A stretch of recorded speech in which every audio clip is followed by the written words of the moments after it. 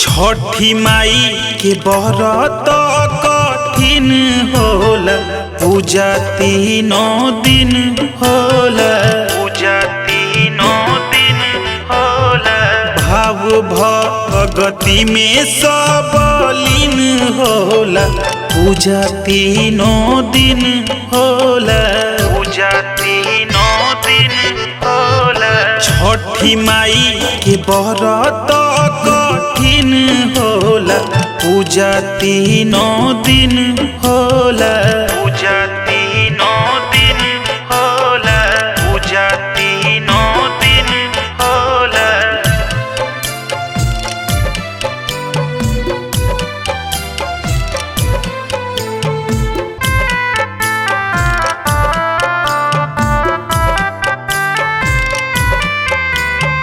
पहिला दिन लौका भात, दूसरा दिन खीरिया, तीसरा दिन अंजल बिनता पाई के सदीरिया। जय हो छठी मैया। पहिला दिन लौका भात, दूसरा दिन खीरिया, तीसरा दिन अंजल बिनता पाई के सदीरिया।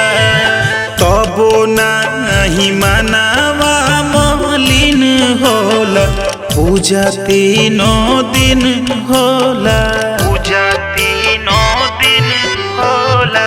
छठी माई के व्रत कठिन होला, पूजा तीनों दिन होला, पूजा तीनों दिन होला, पूजा तीनों दिन होला।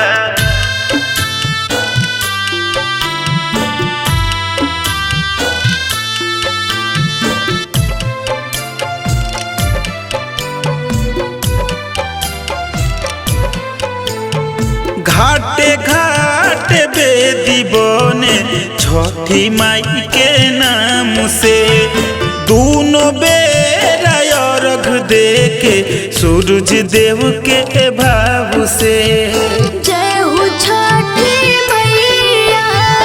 घाटे घाटे बेदी बने छठी माई के नाम से, दोनों बेरा अर्घ दे के सूरज देव के भाव से। जय जय आकाश या जमीन होला, पूजा तीनों दिन होला, पूजा तीनों दिन होला। छठी माई के व्रत कठिन होला, पूजा तीनों दिन होला, पूजा तीनों दिन होला, पूजा तीनों दिन होला।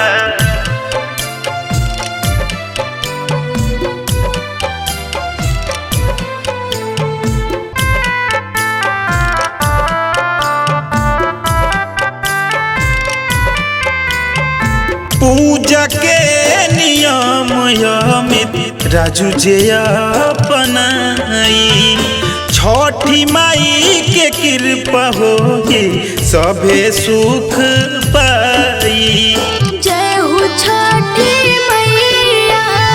पूजा के नियम अमित राजू जे अपनाई, छठी माई के कृपा होगी सभे सुख पाई। करे जे व्रत यकीन होला, पूजा तीनों दिन होला, पूजा तीनों दिन होला। छठी माई के व्रत कठिन होला, पूजा तीनों दिन होला, पूजा तीनों दिन होला।